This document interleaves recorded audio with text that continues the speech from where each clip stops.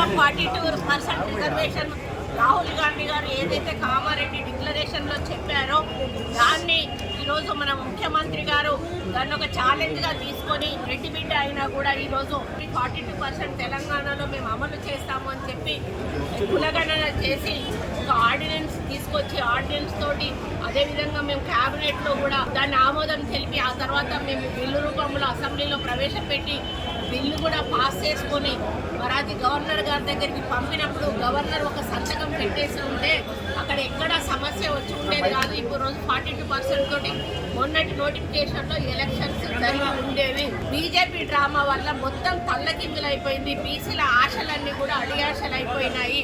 మరి వాళ్ళు అసెంబ్లీలో మద్దతు చెప్పారు, బయటికి పోయినాక తోక జాడిచ్చారు.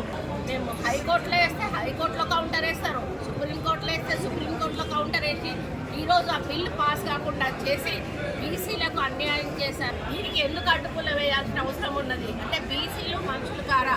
బీసీల సంఖ్యకు వాళ్ళకు న్యాయం జరగొద్దా? సంఖ్యాపరంగా మాకు రావాల్సిన న్యాయం మాకు ఎందుకు రాకూడదు అని మన ముఖ్యమంత్రి గారు ఆయన ఫార్వర్డ్ కాస్ట్ అయినా కూడా ఆయన ఎంతో అభిమానంతో ప్రేమతోటి రాహుల్ గాంధీ గారి మీద ఉన్న గౌరవంతో కాంగ్రెస్ పార్టీ ఇచ్చినటువంటి ఒక డిసిషన్ తోటి ఆయన ముందుకు వెళ్ళినప్పుడు ఈరోజు మొత్తంగా ఈ యొక్క బీజేపీ బీఆర్ఎస్ ప్రభుత్వాలు దీన్ని అడ్డుపడి అమలు కాకుండా చేసినటువంటి ఘనత వాళ్ళకు దక్కుతుంది.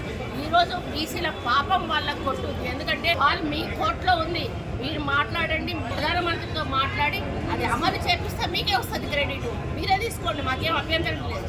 కానీ మాకు బీసీలకు మాత్రం 42% కావాలి.